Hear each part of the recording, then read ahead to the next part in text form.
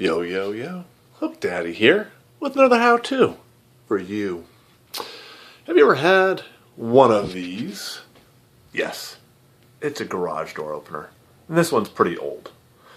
Problem is, I could never get it to work via remote. The only way I was able to have it operate was with one of these. Which is not fun when you're standing outside in the rain and you want to get inside instead of having to go to the front door. Solution. Go to your father-in-law and ask him for one of these. It's an old remote. It didn't go with this system, but I was darned determined to make it work with this system. What you need to do is locate some pins. Pins are a series of codes that help this communicate with this, and essentially this as well. But since you can't see any pins here, especially on the inside of the mechanism or on the outside of the mechanism, what are you to do? You need to be persistent and look at all of the items that you have. Instead of giving up, I decided to stare at the wall for a couple minutes, scratch my head, and then I decided to grab one of these. Good old screwdriver. And I proceeded to open up the mechanism. And boom, right there, the pins. As you can see, this unit starts with numbers 1 through 9.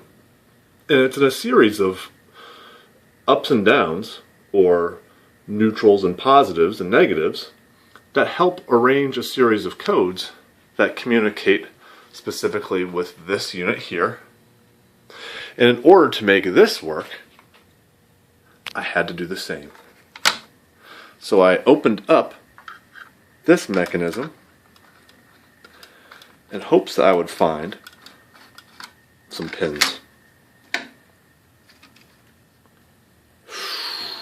Oh yeah, there's those pins. And what you'll see is that this unit starts with numbers 2 through 9. So once again, I stood here, scratched my head, stared at the wall for a little bit, and said, well, what am I going to do? This unit here starts with the number 1, but this unit here starts with number 2. Solution. I just made number 1 neutral, and then followed the correct series from 2 through 9. Once I was able to coordinate the correct pin configuration here, as well as on here, I was able to test to see if everything worked. And by a press of a button, boom. Wait. Boom. No.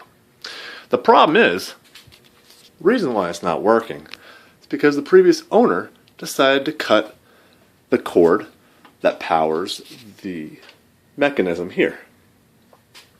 What it does is it gives power to this wireless device that communicates with this guy. So what I needed to do first was correct the problem. There it is. So what I did was I spliced the wires again, recapped them, and then voila, I plugged it in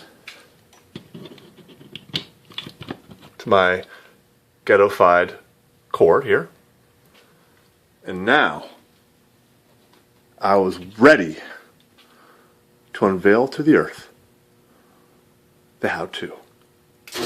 Boom! And there you have it, another how-to from HookDaddy.